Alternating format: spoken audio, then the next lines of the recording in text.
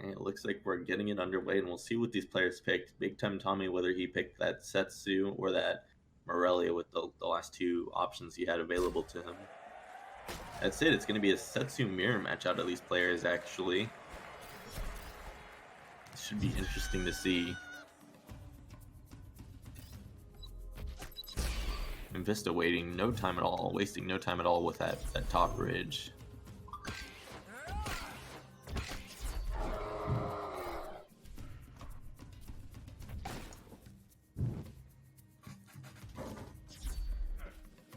Big Time Tommy doesn't want to start falling behind in XP, so he does need to start responding to these bridge grabs. He's playing a little bit back with that Crispr, despite the 7 mana just now played by Memfisto. It's the poorly spread out the walking blind date. And the lightning bolt comes out. Bruno scored off of the stint. Yeah, for Memfisto he brings stint and the Lone Scout as his 2 options for activating his Armored Escort. So he is going for some pretty low-cost solutions when it comes to that. A really good black hole from Big Time Tommy to prevent the Settsu drop damage. He definitely knew that Settsu jump was coming out right in that spot right there. Yeah, nicely done by Big Time Tommy. He loses a little bit of XP on the bridges there that he could have had by playing it slightly differently, but overall, good execution. Now that Stunlance is going to reach face. That's going to be a little bit of damage there. Memfisto, though, because he doesn't bring that low-cost Armored Escort solutions with the Stint and the Lone Scout, he's able to bring it out pretty quickly. And it's good timing for a Colossus down bottom from Big Time Tommy. Nicely done. If he could split his Stun Lancers up top, that would be excellent right now. Doesn't quite get the split from the look of it. Oh, but it does manage to split because of the Screaming Scrat placement from Memfisto. This is actually big for Big Time Tommy. He's got a nice push going. Stun Lancer supporting the push. That Stun Lancer is splitting over to where the Lone Wolf is. If that Lightning Bolt lands on the Fire Imp, it would be huge, but it comes out too late, unfortunately. But Memfisto is going down quickly to Big Time Tommy. He's at less than 1,000 health. That's another Colossus swing right there. Could use the Black Hole. He's hovering it right now. The Black Hole, but he doesn't let it fly. I wonder why. He really could have benefited from playing that Black Hole there. It could have been game ending if he played it, actually. He thought about it, though. The Drone Walker comes out of the Walking Blind. Not going to do much against a Raged Wolf. Now, Tommy has a Raged Wolf on his face he has to deal with. Blastmancer comes out, deals with that.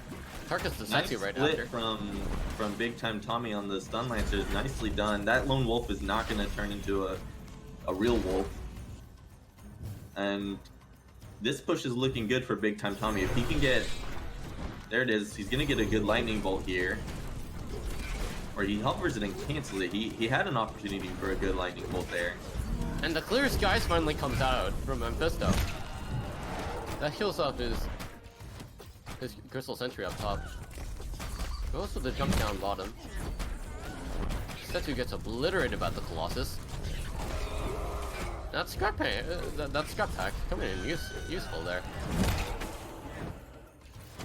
Like, Clear Skies is going to start healing Memfisto up on phase 2, so this could turn bad for Big Time Tommy, who that Blastmancer range is insane. Targets the Lone Scout right after. Gets the Lightning Bolt on the Fire Imp there.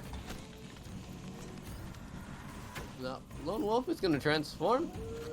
There it is. This could be a good ghost placement from Big Time Tommy, but he hesitates and instead just places the... Goes to the split instead. We're going to see 2 jump stop. A good placement on the Black Hole again from Big Time Tommy. He's definitely really well trained with getting that to land. And the Walking Blind Date to come out of the Black Hole. The stun absolutely obliterates that push. And the Flightless Dragons come out of the Walking Blind Date. So that's a push top there. Crispr not going to deal with the bottom push. And then Memfisto gets his jump back again. Doesn't have the stun. And that Stun Lancer retargets the Settsu. 2 XP away. doesn't quite get it. This could be huge. He has the Settsu for the blast entry. If he lands it right now, it's gonna. And the lightning bolt comes out to take out the Fire Imp.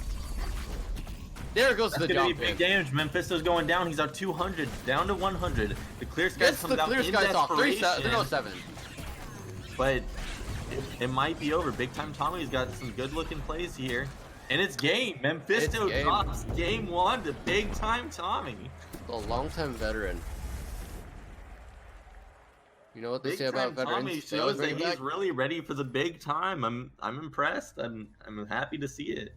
I'm very impressed. This could be a legit strategy where you rely solely on your sideboard.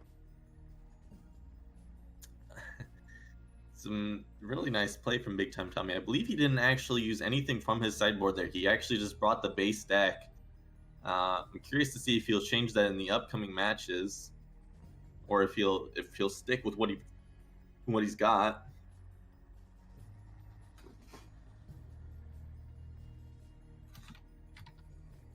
So he's going to be going up against Memfisto's Mordar there. He definitely wants a bit of that removal. He's going to get a lot of value, especially out of the Sharp Twins and the Doom Cleaver there. That's a lot of value. Yeah, it'll be if Memfisto can actually get his combo off, it'll be very powerful against what Big Time Tommy's running. But he also has some really good answers to it too. Big Time Tommy will be able to handle that Crackle Doom Cleaver with either his Ghost or his Lightning Bolt each time it's played, because Memfisto just doesn't have the small units to back it up. Unless he sideboards. This is really what Memfisto is probably thinking about doing, is sideboarding out the Crackle Doom Cleaver and just completely changing his Mordar over to a Scrat Tank based Mordar instead.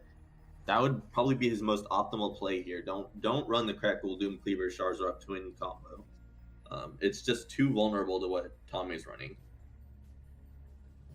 I definitely agree with you on that one. Take out the Doom Cleaver, take out the Charizard Twins, and take out the Infiltration, because there's nothing to get the proc off of it. And then you absolutely transform it. You can get the Harbinger, the Scrat Tank, and even the Divine Warrior in there. And better yet, that's even lower curve. Even the Harbinger, I would still say, is a risky pick. I would rather see the Fire Imp come out from Mordar and from Memfisto and just go for the lower curve. Just, that is a fair concede a little bit of mana curve for the purpose of not letting your deck fall apart to this. But then again, he will want something like, as long as he's got Scrat Tank plus Fire Imp, he will be pretty set for handling these Colossi, rather than, relying on something like Harbinger to deal with them. You could also slot in the Howling Moon. Memfisto could slot in the Howling Moon from his sideboard to deal with that Colossus if that's really a problem there.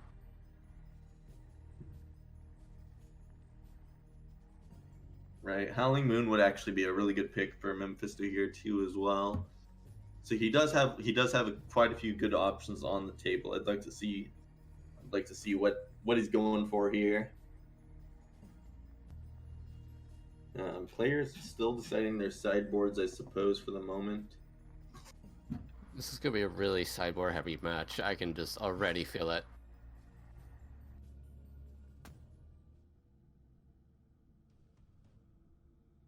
Yeah.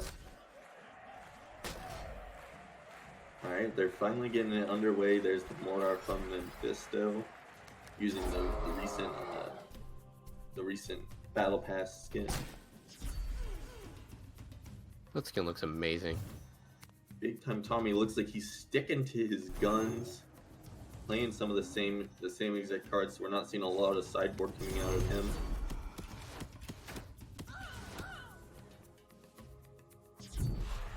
Looking to play that Curse Bearer in the pocket. He does it on the top side instead, preventing the Spirit Vessel from getting any hit, from giving the Spirit off. And it gives it to the Fire Imp instead.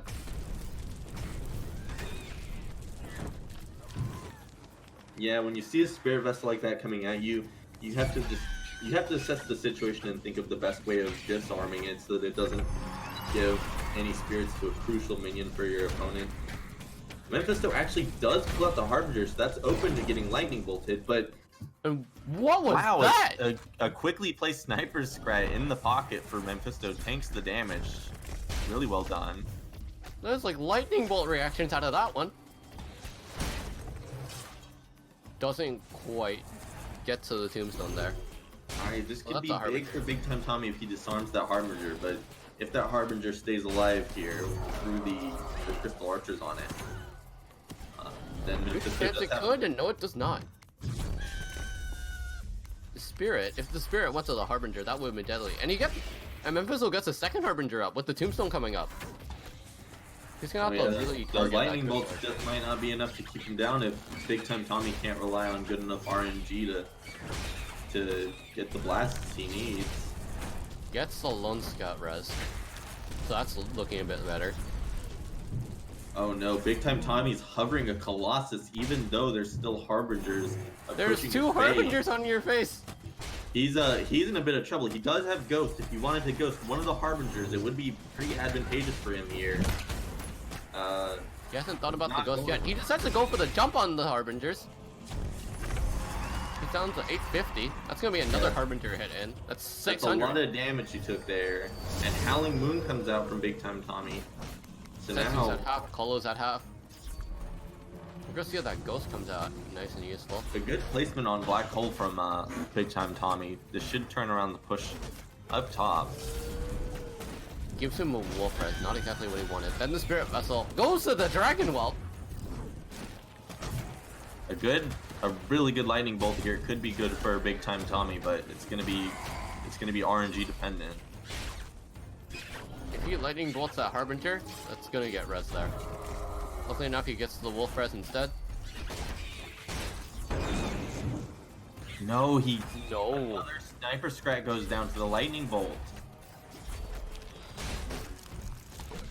Then the Spirited Wolf on his face. Fire Rim comes out. He needs to let this Ghost go soon and take one of these Harbingers is what he needs. If he another Wolf Res. Lightning bolt, he needs to rely on getting them with the Ghost next. But he's gonna go down too quickly to this warrior. That warrior's just gonna do one more hit. One more hit. And that's it. Big Time Tommy takes a big fall in the game 2 after that game 1 victory. Memfisto's a really adaptive player, and that's something that you gain over time just being a longtime veteran of the game. So I wouldn't be surprised if he brought this back. Yeah, knowing what Big Time Tommy's running, it's safe for Memfisto to keep exactly this deck that he's running now. Big Time Tommy needs to think about either playing these Ghosts better than he was in this first match, or he needs to see what else he can sideboard in from his deck. He could bring in Harbingers of his own and hope that that's enough to bring it out here. And he is going to be switching over to Morellia here, so he will have the advantage of her Forbidden Knowledge perks in some cases if he does want to go with the Harbinger route from his sideboard. He also has Succubus available as a good anti-air option for dealing with them too. So it's not impossible, and Scrat Tank as well. So he's got a lot of the tools he needs if he wants to turn this around. You definitely need to expect the Howling Moon from Memfisto, however, because that's gonna bring this Colo to half. That's gonna bring his Queen's Dragon to half. Right. When you're going up against Harbinger, it's best to just take the Colossus out. Really, the Colossus just isn't gonna survive against 2 Harbingers pounding against it from a Mordar res. It would be interesting to see Big Time Tommy bring out the Scrat Tank there. It's still an amazingly powerful card. Was banned in the last KPC, but the KPC gods decided to say, enough of this! And they brought it back. Right.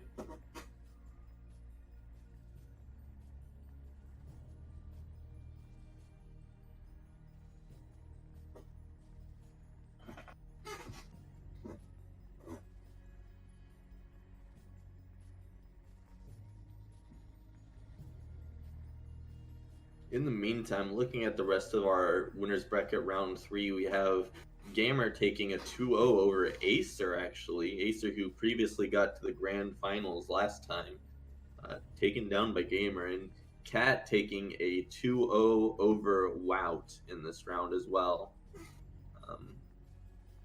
Winner of this round is going to be facing Cat in round 4. Right, either Memfisto or Big Time Tommy, whoever takes this third game, they're going up against Cat next. So that'll be one to look out for. And on the other side of the bracket, whoever's wins between Laser and Florian, they're going to be going up against Video Gamer 77.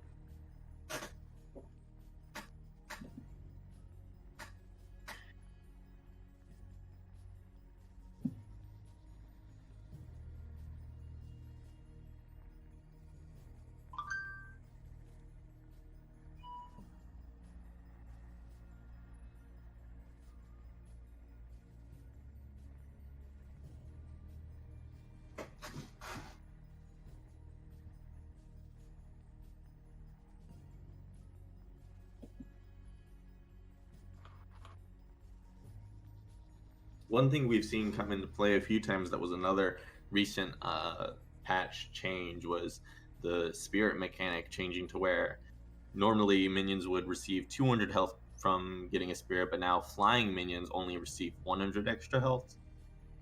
That's also come in big. A few times we've seen cards like Harbinger or Dragon Whelp receive a spirit, and they're only getting that 100 health now instead of the 200. That can be a huge game changer for those high DPS minions. Like Dragon Whelp, if that sits on your face for that 100 extra health worth of time, that's a whole lot of damage that he's going to be bringing out. So that was a huge change in this past patch. And that was one of the big problems. When you have a spirited flying minion, that's going to take a lot out of your anti-air to deal with, and that's not going to be fun. Now we've got the players getting into the match. We do see that Big Time Tommy in his hand. He's made a few changes. He is bringing out the Succubus and the Scrat Tank, so he is counting on Memfisto bringing out the same deck that he was just playing. If that's the case, he now has more of the tools that he needs to deal with it. So now, again, we're in a situation where a Spirit Vessel is approaching, and Big Time Tommy should try to do something to respond to it so the Spirit doesn't get on what Memfisto wants it to, but he doesn't do it in time, and then that Spirit lands on the Sniper Scrat on the top bridge. Besides the blind hole, moves it over. To bring the Sniper Scrat forward, and nicely done. Places the Succubus in the black hole as well. However, Memfisto gets the Harbinger into pocket. He's gonna target the Curse Bearer. Curse Bearer is gonna die to either Mordar auto or the Harbinger. Dies to the Harbinger instead. I'll have to see how Big Time Tommy's mechanics on Morellia come into play here. He's opening up his first Forbidden Knowledge book. He's got some options available to him for how he's going to play it. And that Scrat Tank sideboard is going to be absolutely insane. There goes the Howling Moon. Chunks everything to half. Yeah, but it's also going down a bit quickly on Memfisto's side, so it's not going to be much of an aggressive option for him.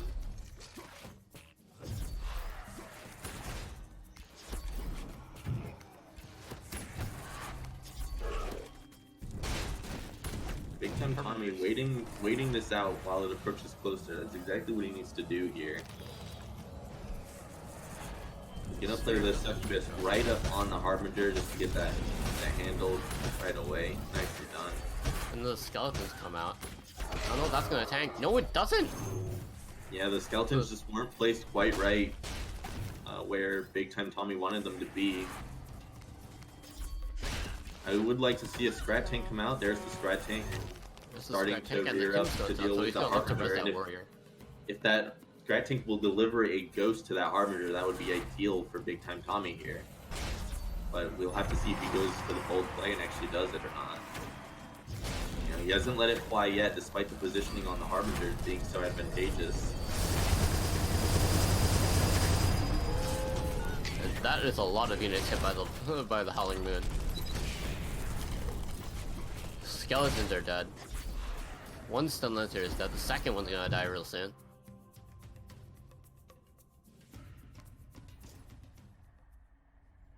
Big Time Tommy just hesitating a lot on each of his decisions. He just switches between cards rapidly and doesn't decide on anything as fast as he should some of the time. Unfortunately, our good friend here got kicked out of the game, so we will resume the match shortly. So rather than inspecting Memfisto, we'll be switching over to Big Time Tommy's side and see what he's playing.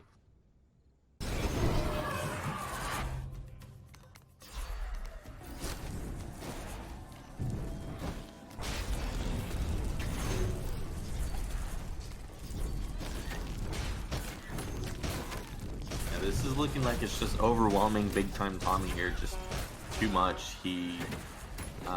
He's just not reacting fast enough in each of the situations he needs to think quickly on. And he's held that ghost in hand all game despite having several opportunities to place it. And gets the ghost on the fire rim, but that's gonna die to the curse.